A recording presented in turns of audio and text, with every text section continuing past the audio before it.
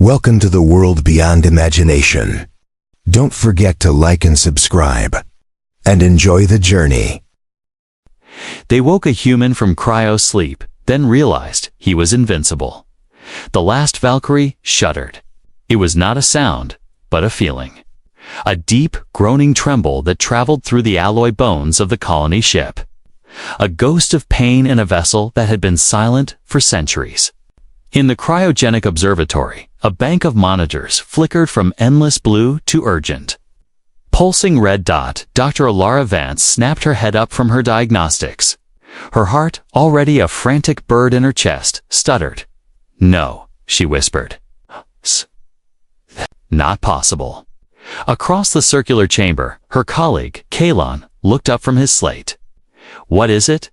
A power surge from the core. Worse. Her fingers flew over the console, bringing up a schematic. The ship's long-term hibernation bay, A cathedral of frozen dreams holding 10,000 souls, was stable. All except for one pod. One single, solitary pod at the very end of row Sigma. Designation Sigma 1. It was activating. "We have an unscheduled revival in the military wing." Kalon was at her shoulder in an instant. Military, that section, was sealed by the first captain's order. The bioscans were inconclusive, potentially unstable. "We are not equipped for that." Alara ignored him. Her eyes were locked on the vital signs blooming on her screen. Heart rate climbing from 0 to 50, then 100 beats per minute. Neural activity spiking in violent, sharp peaks. The system isn't doing this. It's him.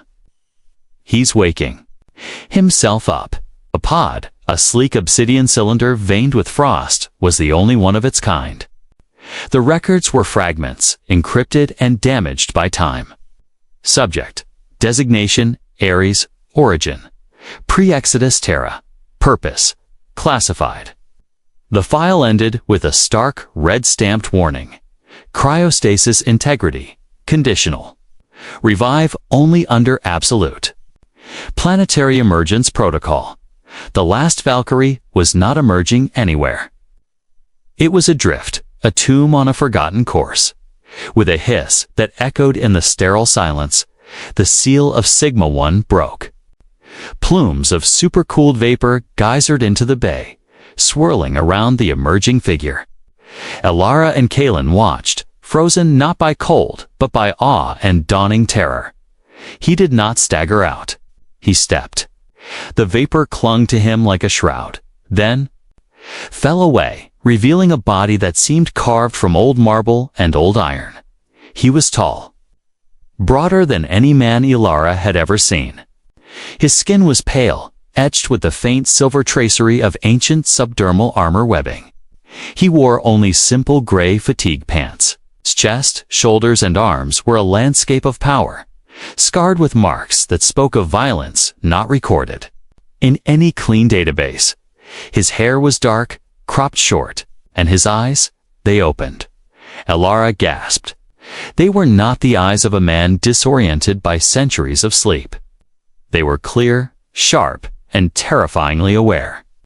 A pale Arctic blue that scanned the room, the monitors. The two scientists in their white coats in a single, sweeping, calculating glance. The emotion in them was not confusion.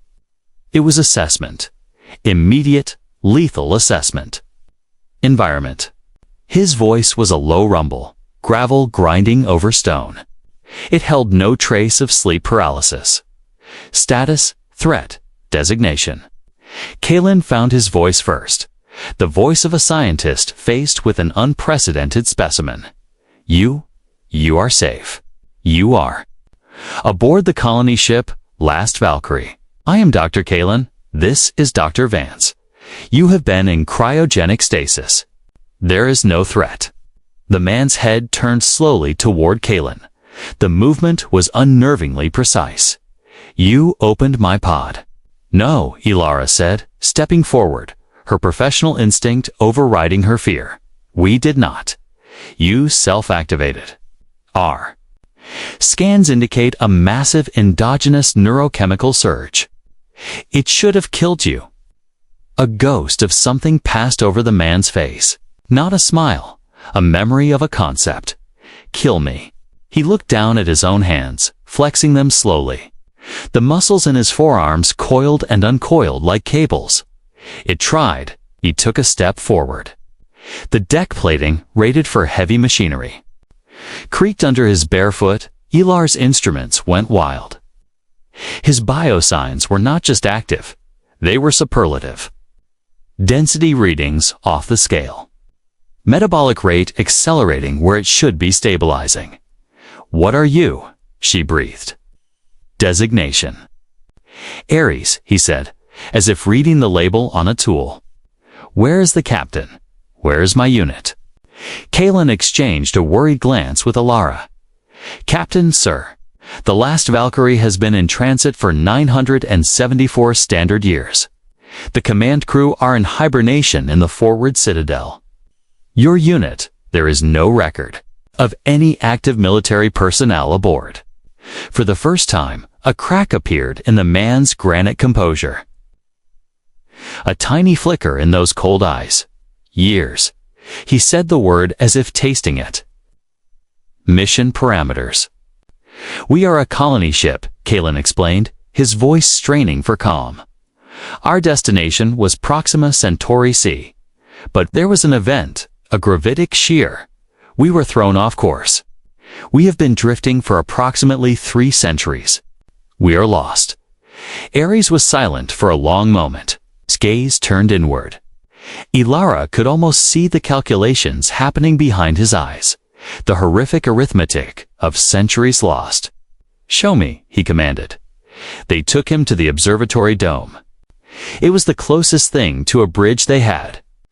The great curved window showed not the streaking stars of faster-than-light travel, but the static, infinite black of the void, dusted with unfamiliar constellations.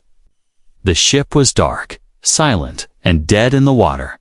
Ares stood before the star. Field his back to them. His silhouette seemed to absorb the scant light. All this time, he murmured. And for nothing? Ilara felt a pang of sympathy, cutting through her fear. We maintain the systems. We keep the dream alive for the 10,000 souls sleeping below. We hope to find a way. To find a home. He turned. The sympathy she felt evaporated. His face was now a mask of grim acceptance. Hope is not a tactical resource. This vessel is a target, adrift, defenseless. Kalan gave a nervous laugh. We have standard energy baffles, meteoroid shields. A child's toys, Ares interrupted, his voice final. Against what is out there, against what came for us. Before either could ask what he meant, the universe answered for him. A sound ripped through the Valkyrie. Not a groan, but a scream of tormented metal. The deck heaved violently. Alarms, silent for generations, erupted in a cacophony of shrieks. Crimson light bathed the dome. Gravitic anchor. Kalen yelled, stumbling to a console. The screen showed an impossible shape resolving from the void outside. It was angular, black, and studded with cruel glowing nodes. It had clamped onto the Valkyrie's hull with massive hydraulic claws. We are being boarded. Panic, pure and mindless, flooded Ilara. This was the nightmare, every spacer buried deep. The violation of the void. Ares did not panic. He turned towards the main entrance of the observatory, his body settling into a posture that was both relaxed and poised. Like a spring coiled to its absolute limit. Location of the intrusion. Estimate of enemy numbers and composition. How can you be so calm? Kalen screamed, his hands trembling over the controls. You asked what I am, Ares said, his voice dropping to a tone that was quieter than the alarms, yet cut through them like a knife. I am the reason they sealed me away. I am the contingency. He looked at Ilara. Doctor. The intrusion. She fought her terror, accessing the internal sensors. Deck 7, Sector 9. The main cargo airlock. I'm reading. Life signs?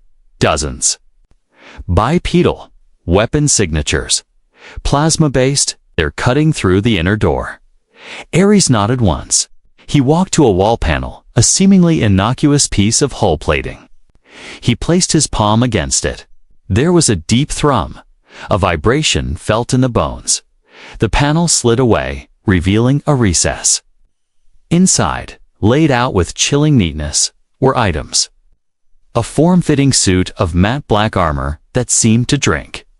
The light, a helmet with a single dark visor, and weapons. A heavy rifle with no recognizable power source, and a long, double-edged combat blade that glimmered with a faint, unhealthy gray light. He dressed with a swift, practiced efficiency. The armor encased him, amplifying his formidable size, making him a figure of pure predatory shadow. He sealed the helmet with a soft click. His voice emerged from the external vocoder, distorted, deeper, utterly devoid of anything human. Lock this chamber. Do not open it for anyone but me. Where are you going? Alara asked, her voice small. To perform my function. He moved. One moment he was there, a monolith of black armor. The next, the main doors were hissing shut behind. He had crossed the 30-meter chamber in a blur that left aftermatches in Alara's vision. On Deck 7, the air was thick with a stench of ozone and scorched metal. The inner airlock door glowed cherry red in a perfect circle, then fell inward with a deafening crash. Through the smoke stepped the boarders. They were tall, insectoid. Their chitinous shells were the color of dried blood, and they moved with a jerky, precise malice. Their weapons were extensions of their claws, glowing with green plasma. Their leader, marked by a crest of white bone on its head, scanned the corridor with multifaceted eyes. It emitted a series of clicks. The translation, broadcast from the ship's struggling AI, echoed in the empty hall. Biomass detected. Minimal threat, secure the vessel. Harvest the pods. The creatures surged forward. They did not see the shadow detach itself from the deeper darkness near a support column. It moved silently, a phantom in the cacophony of their invasion. The first boarder died without knowing it was attacked. A gray blade flickered out, and its head, severed cleanly from its body, clattered to the deck, its eyes still blinking. The second had time to turn, to raise its weapon. A black armored hand closed over the plasma muzzle. There was a screech of crushing metal, and the weapon was torn from its grip and slammed back into its thorax with brutal force. Punching through chitin, flesh, and out the other side. Chaos erupted. Green plasma bolts filled the corridor, searing the walls. They did not hit their target. Ares moved between them, not with speed, but with a prescient certainty. He weaved through the lethal energy like a man walking through rain, choosing the spaces where the bolts would not be. His rifle spoke once, a sound of tearing reality. A bolt of condensed black light lanced out and obliterated 3 creatures in a line. Leaving only ash drifting in the air, he was among them then. His blade was a whirlwind of gray death. It cut through limbs, weapons, armor, as if they were mist. He used his fists, his elbows, his knees. Every movement was economical, devastating. A backhand snap shattered a chitinous chest plate. A kick broke a leg at the joint with a wet crack.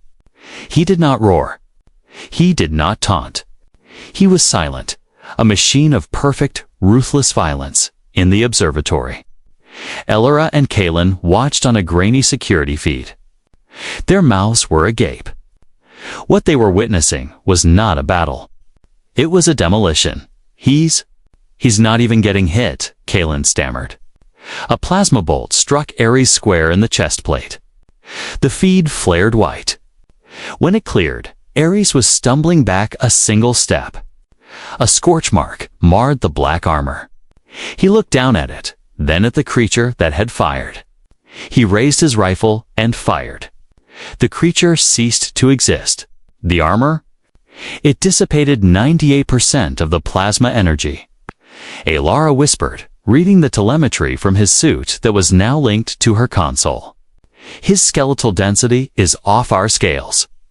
His muscular contractions are generating force levels comparable to an industrial press. He is invincible.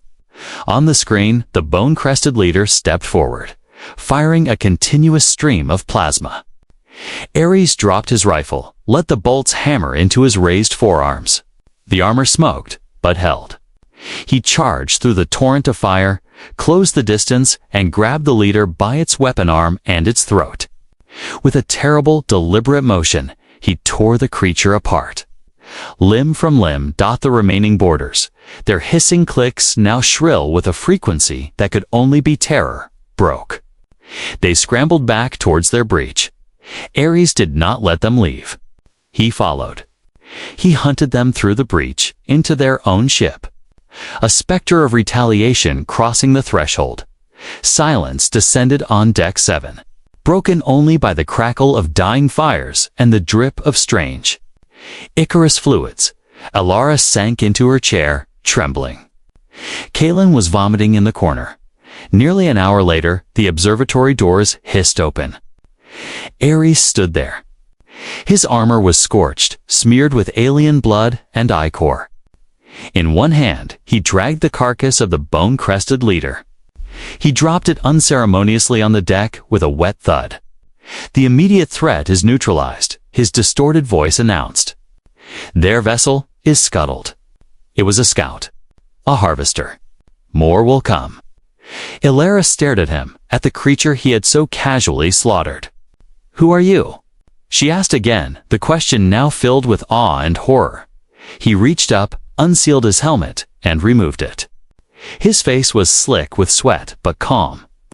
Those Arctic eyes met hers.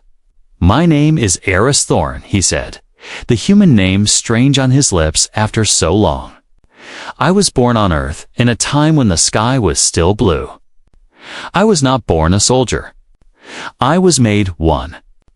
They called it the Prometheus Project. They took the best of us, and they broke us. And they rebuilt us with every forbidden science they could. Unearth, genetics, nanites, cybernetics. They made us stronger, faster, tougher. They made us to win a war that was already lost. He walked to the starfield, looking out at the alien vessel, now a dead, dark husk tumbling away from the Valkyrie. We won every battle, he continued, his voice hollow. And we lost everything. Our humanity. Our world. Our future. I am not a hero. I am a relic. A weapon that was too dangerous to use and too precious to destroy. So they put me to sleep, and they hoped the universe would forget me. He turned to face them, and in his eyes, Alara saw not the invincible warrior, but the weight of countless years, of endless war. You woke a human from cryo-sleep, he said, a bitter twist on his lips. And you realized he was invincible. But you were wrong. I can be hurt. I can feel pain. This, he gestured to the alien corpse. This is easy. The hard part is remembering what I was fighting for. He looked at the pods, at the 10,000 dreams frozen below. You have hope, Dr. Vance. A fragile, foolish, beautiful hope. You have something to protect. He straightened his shoulders, the moment of vulnerability passing, sealed away behind the armor of his purpose. My unit is gone. My war is over. My mission is obsolete. But a weapon. A weapon only has one function.